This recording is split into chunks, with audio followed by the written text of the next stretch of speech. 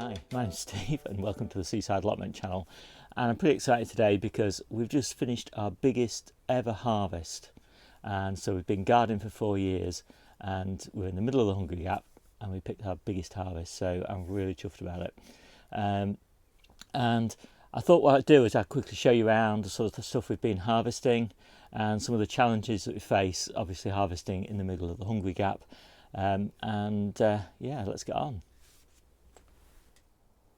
So all of the first harvests came from the polytunnel, and we harvested a few of these really nice cauliflowers that we've got down here, and it's really nice to have early cauliflowers at this time of year. And the calabrese aren't ready, they're timed to come just as the cauliflowers are finished, but we did take a few of the leaves from the calabrese and they are such beauties. They really steam up, really lovely. We harvested a lot of these Carvaloniera and Black Magic leaves, and these are, again, this is the benefit really of growing them in the polytunnel. You're still getting really beautiful quality leaves. All the big ones I've harvested already. A few really nice kale leaves. I harvested the first container of the early potatoes, and these are all pretty much finished now, but they'll last us for the next 8 weeks or so. And this is where the perpetual kales really come into their own. And actually, all I'm harvesting at the moment are the branches that are breaking off. This is one of the things with these big straggly perennial kales. They have these branches which I'm just holding on with a bungee cord. But this branch will break off soon for the next gale we have. So all of these beautiful young tender leaves are all being harvested. I noticed that this perennial kale is actually going to seed. It shouldn't die off, but some people claim that perennial kales never go to seed, but this is obviously not true. And there's the evidence. And then we harvest what might be the last of the purple sprouting broccoli, and I think we got about 4 litres or something like that. Unfortunately I was too busy to film doing this harvest, but yeah, we've still got a little bit of PSB, but not a huge amount. And then we started to harvest the spring cabbages, and not all of them are hearting up yet, and so I sacrificed a couple of those and just took these gorgeous spring greens,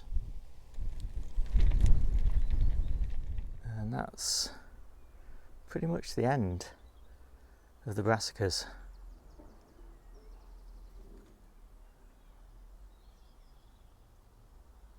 From last year. But fortunately, our new season brassicas are coming in now, and these are sprouts. And this is one of my favourite techniques, which is to sow clumps of sprout plants in January, and then just grow them on under a bit of cover. And you get these amazing, really densely packed clusters of plants. And I think something about planting them in clumps together results in just, a profusion of leaf growth, and it helps to put a bit of nitrogen into the soil as well. And we won't be harvesting these sprouts for the actual sprouts. They're just an early brassica leaf crop. And then hopefully you can see that when these sprouts were little, we also put in some spring onions, and so we've got a lovely bonus spring onion crop coming. Actually ready. So that's on to the smoothie mixes. And then one of the big ingredients this week in the smoothie mixes, and they're always different every week, are these flowering stems from the beetroot. So some of the beetroot we're going to seed, which is always expected when you do really, really early beetroot like this. But we don't care really, because these are just such a fantastic source of really hypernutrient smoothie greens.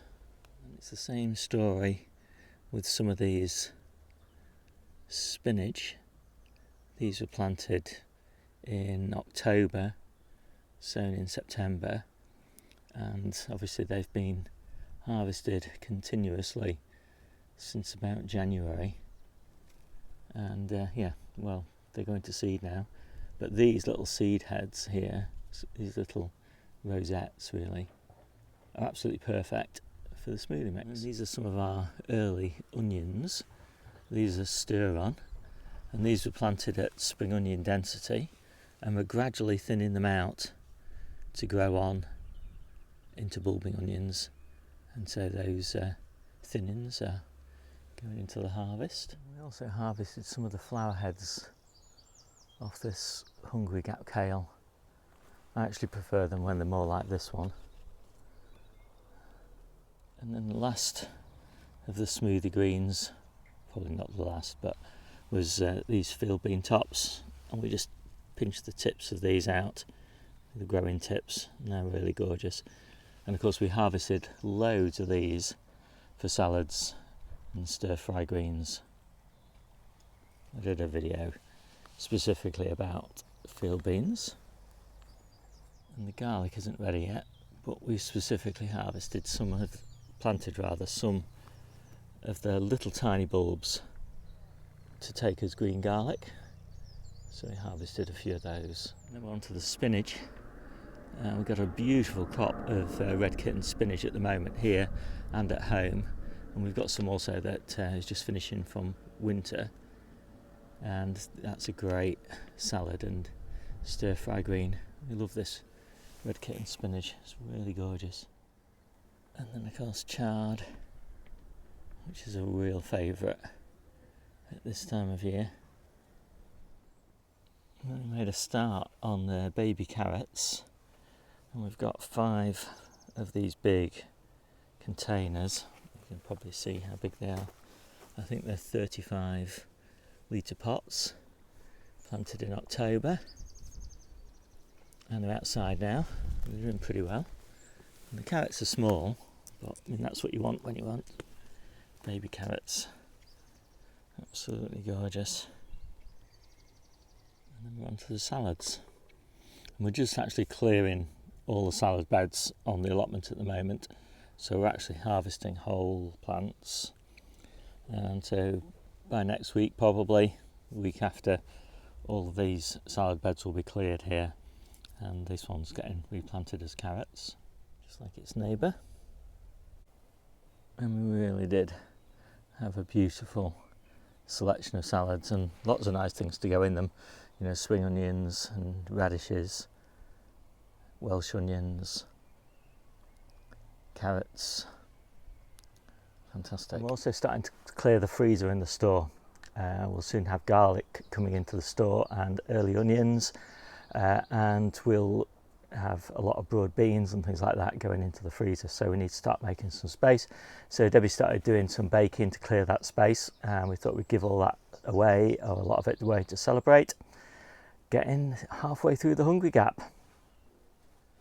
And we also, what else have we got? So we've got some artichokes and some beetroot and some more main crop potatoes, garlic, onions from the store, all those sorts of things as well. So quite a nice harvest from the store and fresh from the plot today, and quite a nice selection of produce made from products from the store today. So hope you like this quick video, and I'll see you soon.